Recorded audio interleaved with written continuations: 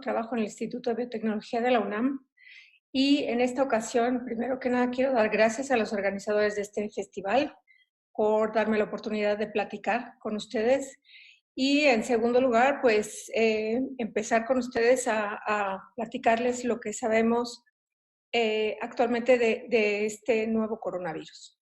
Esta plática la titulamos Un nuevo coronavirus y mi intención el día de hoy es platicarles qué sabemos y cómo es la situación en este momento. Para empezar, déjenme aclararles algo acerca de la nomenclatura que tiene este virus. Este virus se llama, la enfermedad que causa este virus la bautizó o le dio el nombre la Organización Mundial de la Salud. Le llamó COVID-19 por Coronavirus Disease 2019. El virus que causa esta enfermedad se llama SARS-CoV-2, de modo que, para usar correctamente los términos, el virus que causa COVID-19 es el SARS-CoV-2, tal y como el virus que causa SIDA es el virus HIV. Para todos ustedes quisiera nada más ponerlos en contexto de qué es un virus. Un virus es un microorganismo muy pequeño que se considera como una nanomáquina para replicarse. Es muy pequeño y solo es un parásito intracelular obligado. Eso quiere decir que solo se puede replicar dentro de las células a las que infecta. En general, todos los virus tienen un genoma, ya sea de RNA o DNA, que está rodeado por capas de proteínas y en algunos casos por capas de lípidos. Existen virus para todos. Sabemos que hay virus para vertebrados, hay virus para invertebrados, hay virus de plantas, virus de bacterias, etc. Cada uno de estos virus tienen diferentes formas, como ustedes pueden ver aquí, y varían también en la estructura de su genoma. Ya para entrar en tema, a principios de este año nos encontramos con la noticia de que se estaba detectando una nueva infección severa en China, más específicamente en la ciudad de Wuhan, en China, y al poco tiempo, afortunadamente, el gobierno chino decidió compartir esta información muy temprano, a principios del año, y además compartir la secuencia del virus que estaban detectando. En ese entonces encontraron que era un nuevo coronavirus, que le llamamos el nuevo coronavirus 2019, y compartieron rápidamente la secuencia del genoma de este virus, lo que permitió hacer ensayos diagnósticos para detectarlo rápidamente. Este virus causa fiebre alta, en general tos seca, en algunos casos estornudos, malestar general, dolor de cabeza y en casos más graves empieza a haber dificultad para respirar. ¿Quiénes son los coronavirus? ¿Qué son los coronavirus? Los coronavirus son una familia muy grande de virus que sabemos que infectan a una gran variedad de aves y mamíferos, incluyendo al hombre. ¿Por qué se llaman coronavirus? Resulta que los investigadores que descubrieron estos virus y los vieron al microscopio electrónico por primera vez, que estos virus tenían un halo alrededor que parecía como el halo de la corona solar y por eso le llamaron coronavirus. Ahora más adelante ya sabemos que estos virus tienen un genoma, como les digo, de RNA contenido en una capa de proteínas, que son estas rositas, y además está cubierto por esta capa roja, que es una capa de lípidos. Ya sabíamos de algunos coronavirus que infectaban a las personas. 4 virus de ellos que les llamamos endémicos, porque son estos 4 que les estoy mostrando aquí, que teníamos historia de estos, sabemos que estos virus causan de las gripas comunes de todos los años.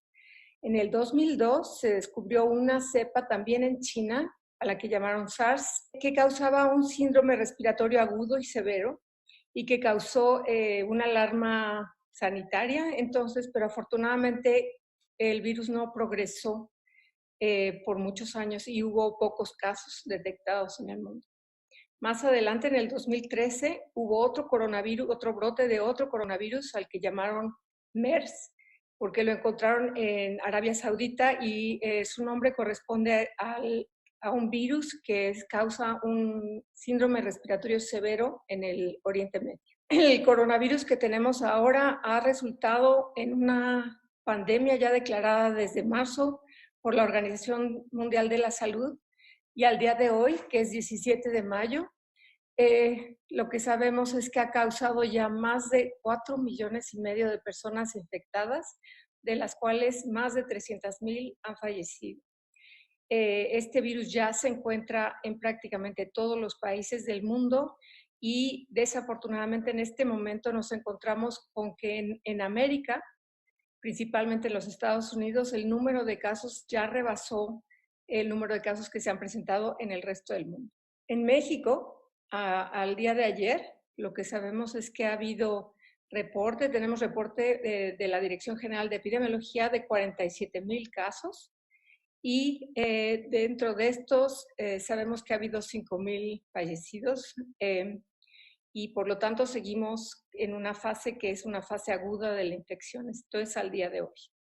Con estos números que hemos aprendido, lo que hemos aprendido es que este virus es muy contagioso y que en general lo que se ha observado es que una persona infectada puede llegar a infectar a 2 o 3 personas a su alrededor. Este es el número R del que tanto se habla y precisamente es el que define o que nos permite saber cuántas personas se infectan a partir de una persona infectada. Solo como para que ustedes comparen estos números, sabemos que hay virus que son mucho más infecciosos. En este caso, el virus del sarampión es un virus en el que sabemos que una persona infectada puede llegar a infectar hasta 16 personas. Lo que es interesante y creo que importante que todos conozcan es que la mayoría de las infecciones que causa este virus son bastante leves. El 80% de las personas que están infectadas pasan por una infección leve de tos severa y fiebre, pero que no pasa a mayores y normalmente se resuelve en casa en 2 semanas. El restante 15 o 20% ya son personas que presentan dificultad respiratoria y requieren de asistencia hospitalaria, y hay un 5% que son críticos y que ya requieren de ayuda de terapia intensiva. Pero es muy importante tomar en cuenta estos números para ver cómo enfrentamos nosotros este tipo de problema. Otra cosa que es muy importante tomar en cuenta es que, dados los números que estamos oyendo todos los días y esta información que tenemos día a día con las redes sociales, con las noticias, solo sabemos el número de personas que se han infectado y el número de personas que fallecen. Pero lo que no tomamos en cuenta es que afortunadamente el 80% de esas personas infectadas, que el número que oímos es el número acumulado de personas que se han infectado, el 80% se recuperan, que son esta barra verde, y solamente entre el 2 y 10% de las personas afectadas por este virus sufren la muerte. Muy a inicios de esta pandemia en China, se hizo un estudio a partir de los primeros 50,000 personas infectadas en China y se pudieron hacer varias observaciones, una de las cuales es que este virus tiene un rango de edad, digamos que afecta a un rango de edad muy característico.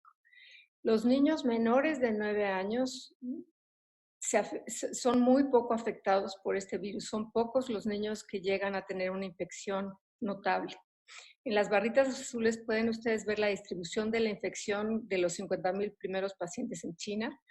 Y como pueden ver, la población más afectada entonces era la población entre los 50 y 60 años. El otro dato que tenemos es que la población más susceptible a fallecer o a tener enfermedad severa y llegar a la muerte son personas arriba de los 60 años, que va aumentando este número conforme aumenta la edad. También sabemos, ahora ya con números más actualizados, que no solo es la edad lo que hace a las personas más susceptibles a esta enfermedad, sino que también el tener comorbilidades como diabetes, obesidad, enfermedades cardiovasculares, tienen mal pronóstico si sufren esta enfermedad.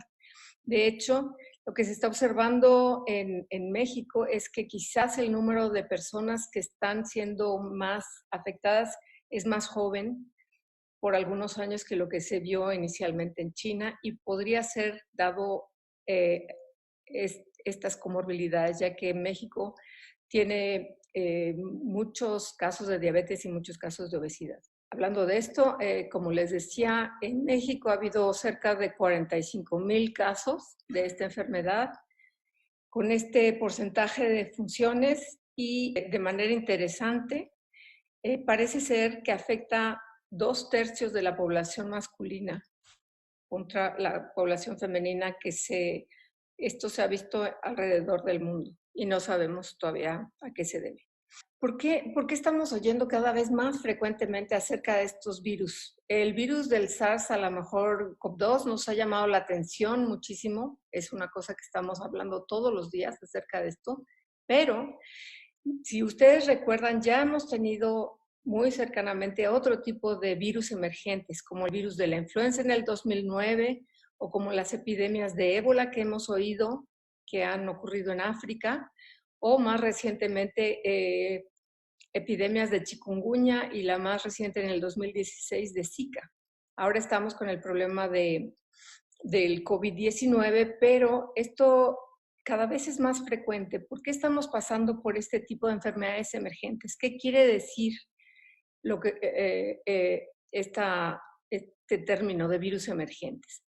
Lo que sabemos es que una infección emergente es causada cuando los virus cambian su rango de huésped. Como les digo, los virus tienen especificidad de huésped, infectan cada uno a su huésped, digamos, pero cuando hay un cambio en el rango de huésped, hay una transmisión, por ejemplo, de virus de animales salvajes o domésticos a humanos. Esto se llama zoonosis. Es un evento zoonótico y esto es lo que causa las infecciones emergentes. ¿Cómo suceden? ¿Qué son estas enfermedades zoonóticas? Déjenme explicarles. Normalmente los virus, aquí en el centro, tienen a su huésped natural, que es un determinado animal. A veces, la cercanía de estos animales con otros animales causa que haya un brinco del virus a un huésped diferente, en este caso algún animal, y este brinco puede causar que el virus se adapte a este nuevo animal y cause alguna infección severa o moderada. Ahora, cuando este tipo de animales, cuando hay algún virus que infecta a las personas por la cercanía física entre las personas y los animales, sabemos que puede haber brincos del virus de un determinado animal a la persona, causando un salto zoonótico. Si el virus se adapta a replicarse bien en la persona y luego este virus que está replicándose en esta persona puede infectar a otras personas, es decir, se adapta a empezar a replicarse entre varias personas, es cuando tenemos problemas. Los brincos de zoonóticos de animales a personas pueden ser frecuentes, pero normalmente los virus no se adaptan a crecer en las personas y el problema para ahí. El problema que tenemos ahora es que este virus se adaptó a replicarse muy eficientemente en las personas y eso está causando la pandemia en este momento. Ahora, las zoonosis son eventos muy frecuentes. Sabemos que el 60% de las enfermedades humanas infecciosas son de origen zoonótico y al menos el 75% de los patógenos de todas las enfermedades infecciosas que tenemos son debidas a este tipo de virus que originalmente infectaban animales. De hecho, varios de los coronavirus que infectan a personas sabemos que provienen de huéspedes animales. Aquí están varios de los coronavirus que les mencioné anteriormente y sabemos que tienen ancestros en animales. La pregunta que quisiera contestar ahora es ¿cómo están ocurriendo las zoonosis? Lo que sabemos, uno de los casos más comunes de eventos zoonóticos son el caso que tenemos de los murciélagos. Sabemos que los murciélagos son animales, son los únicos mamíferos voladores y son muy interesantes biológicamente, son muy importantes en la ecología y tienen características muy particulares. Entre ellas, sabemos que son animales muy sociables que viven en comunidades muy grandes y que su sistema inmune los protege de muchas infecciones, de manera que los murciélagos son portadores de muchos virus sin tener síntomas y sin padecer ninguna de las infecciones que causan estos virus. Entonces, lo que sabemos, por ejemplo, que ocurrió cuando la epidemia del MERS fue que los murciélagos que se acercan a las palmas datileras a comer dátiles, normalmente al comer en la noche tiran fruta mordida o sus excretas, y al día siguiente varios animales en el desierto se acercan a las palmeras por la sombra de estas y pues pueden comer parte de lo que está tirado alrededor.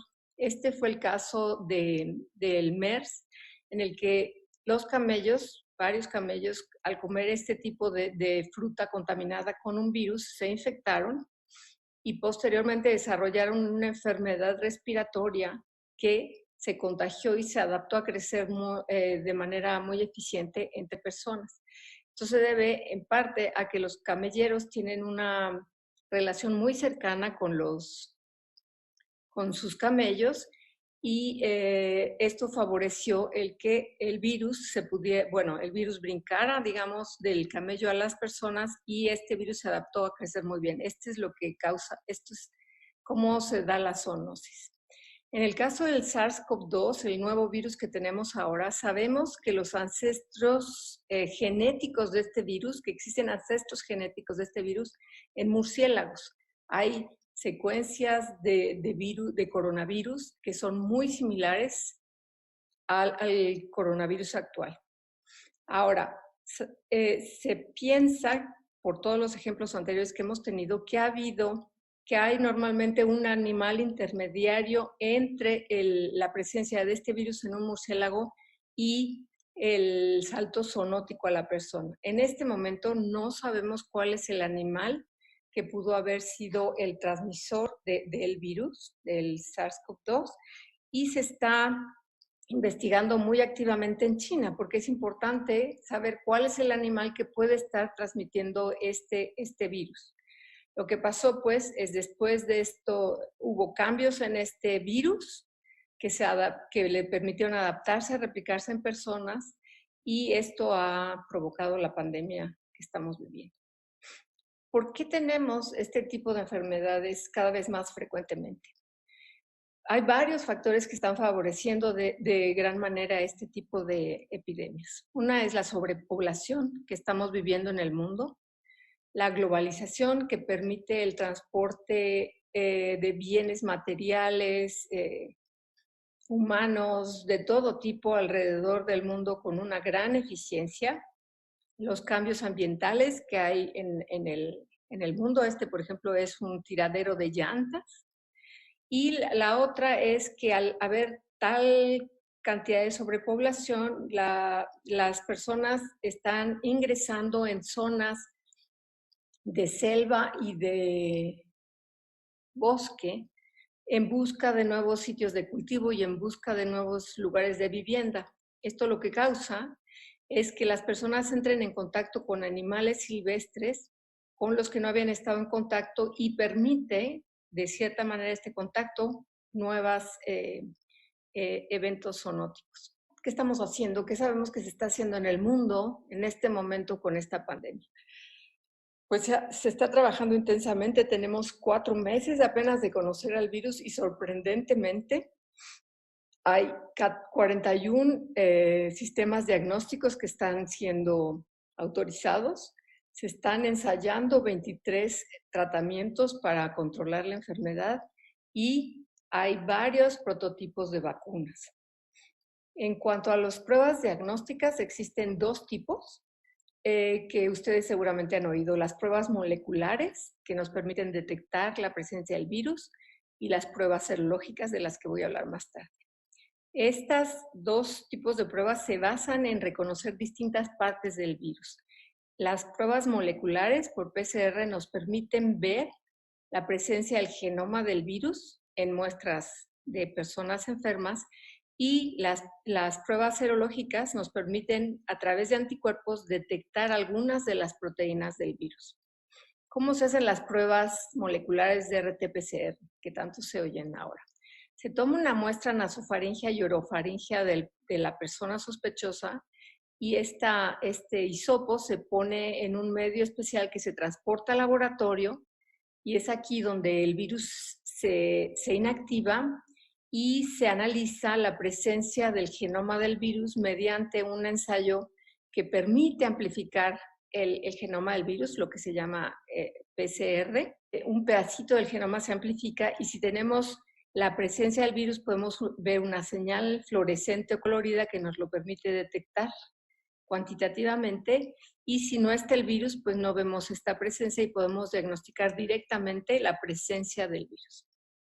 Por otra parte, están las pruebas serológicas en las que se analiza la presencia de anticuerpos en la sangre de personas que pudieron haber sufrido la enfermedad. Resulta que una vez que nos exponemos a cualquier agente infeccioso, nuestro sistema inmune prepara anticuerpos dirigidos contra este virus y eso toma entre 7 y 15 días el hacer estos anticuerpos. Y entonces, si nosotros vemos una gotita de la sangre de las personas sospechosas, podemos ver si ya tiene estos anticuerpos. Eso quiere decir que ya fue expuesta al virus, pero dado que se tardan las personas en promedio entre 7 y 14 días para hacer anticuerpos, estas pruebas serológicas, que son las que llaman pruebas rápidas en algunos casos, son rápidas sí, pero no son muy eficientes porque solamente detectan cuando ya pasaron cuando menos 7 días de la infección y si el cuerpo de esta persona, este sospechoso, ya hizo anticuerpos. Entonces, estas no son pruebas para diagnósticos. Son muy importantes porque nos van a permitir saber qué personas ya pasaron por la infección o ya tuvieron la infección. Sabemos que hay un gran número de personas que pasan por una infección tan leve o aún así asintomática que la única manera de saber que ya han pasado por la infección es a través de estas pruebas serológicas. En cuanto a los tratamientos, se están haciendo varios tipos de tratamientos para tratar los síntomas, para tratar la inflamación que causa este virus. Y también hay un grupo de tratamientos para controlar la replicación del virus, para evitar que el virus crezca, que el virus se replique y que infecte. En este caso, este es un virus nuevo al que nunca nos habíamos visto expuestos. Todas las personas somos susceptibles a ser infectadas por este virus y por lo tanto no existen drogas antivirales, tratamientos antivirales específicos con este virus porque es muy nuevo.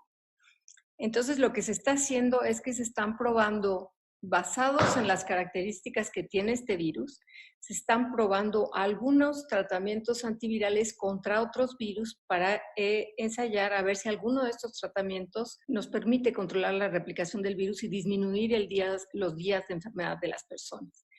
Seguramente ustedes han oído muy recientemente acerca del Remdesivir, que es una droga que se desarrolló para controlar el ébola, o de la hidroxiquinona, que es una droga que se utiliza para tratar malaria. Pero aún no tenemos suficientes datos para decir cuáles de estas drogas pueden ser las más efectivas. De manera muy interesante, la Organización Mundial de la Salud tiene una iniciativa que se llama Solidaridad, que es una iniciativa para hacer ensayos clínicos de 4 tratamientos específicos contra el virus al que se han suscrito hospitales que están tratando pacientes en todo el mundo y que están siguiendo ciertos tratamientos con reglas, digamos, comunes, de manera que muy pronto vamos a poder saber ya con números grandes de pacientes tratados con distintas de estos posibles tratamientos antivirales, cuál es la más efectiva. Esta es una iniciativa muy interesante. Por otro lado, también hemos oído que hay muchos candidatos de vacunas. En este momento hay cuando menos 41 laboratorios tratando de desarrollar vacunas. Las vacunas normalmente se hacen utilizando virus inactivados o virus debilitados o porciones de proteínas o porciones del genoma de los virus producidas de manera recombinante. Y estos prototipos existen muchos. Y es muy común que nos preguntemos por qué si ya tienen este tipo de modelos de vacunas, ¿por qué se van a tardar tanto? Y se van a tardar tanto todas estas pruebas porque se requiere de hacer las fases clínicas que nos permitan evaluar si estas si estos prototipos de vacunas son eficientes. Tiene que haber una fase preclínica en la que se ensayan animales y luego fases cada vez más grandes en las que se van probando si es inocuo en personas, si es seguro, si induce una buena respuesta inmune y después cuáles son las mejores dosis, qué tipo de respuesta inmune causa, si es inocuo en una población mayor y finalmente si funciona como inductor de protección, y en esas se deben de probar muchísimos, miles de personas. Todas estas fases toman tiempo porque tenemos que estudiar por un cierto tiempo, los efectos de estos tratamientos. De manera que sabemos que lo más rápido que se puede acelerar una de estas pruebas es 1 año, que quizás empezaron hace 2 meses y serán 10 meses, pero no puede haber hasta este momento ninguna vacuna ya en la puerta a menos de 10 meses. Finalmente, ¿qué podemos hacer? Ya les dije, ya platicamos que los síntomas que causa este virus son fiebre, tos seca, fatiga, dificultad para respirar. Es muy infeccioso, se puede propagar muy fácilmente entre las personas y entonces debemos de evitar contactos con personas infectadas. De hecho, en este momento, como no sabemos quiénes están contagiados y quiénes no, por eso tenemos estas medidas de distanciamiento. Lavarnos muy frecuentemente las manos, puesto que una manera muy fácil de contaminarse es a través de tocarnos ojos, cara y boca con manos sucias que han tocado superficies en las que puede estar el virus. Mantener una distancia prudente entre las personas y de salir a lugares públicos, tiendas o lo que se necesite, se recomienda el uso de cubrebocas. Otras cosas que tenemos que recordar es que hay que mantener la calma. Como les digo, estamos en una situación de pandemia, pero es muy importante mantener la calma y buscar fuentes de información serias. Estamos pasando además por una epidemia que le llama la OMS infodemia, dado que es muy fácil en este momento recibir o buscar o ver noticias que no son ciertas. Entonces, o que malinforman o que dan malos consejos. Yo creo que una recomendación muy importante es irse a fuentes muy confiables para este problema. ¿Cómo nos podemos cuidar? Usar vacunas cuando las haya, aunque hay muchas que podemos ya utilizar.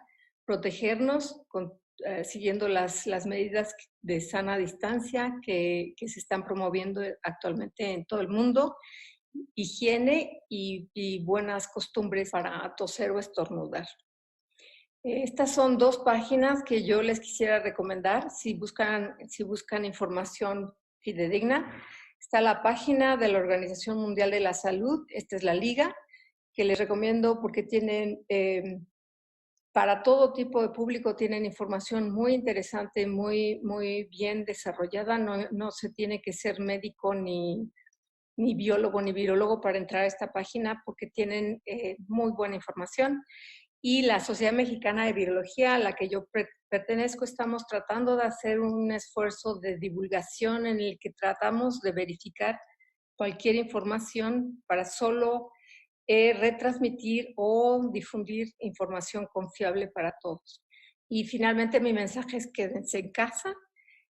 También hicimos un libro que se llama Pablo se queda en casa, apoyado por la Sociedad Mexicana de Virología, que también se va a promover en el festival. Y finalmente quisiera agradecerles a todos ustedes por su atención durante esta plática. Muchas gracias y buenas tardes.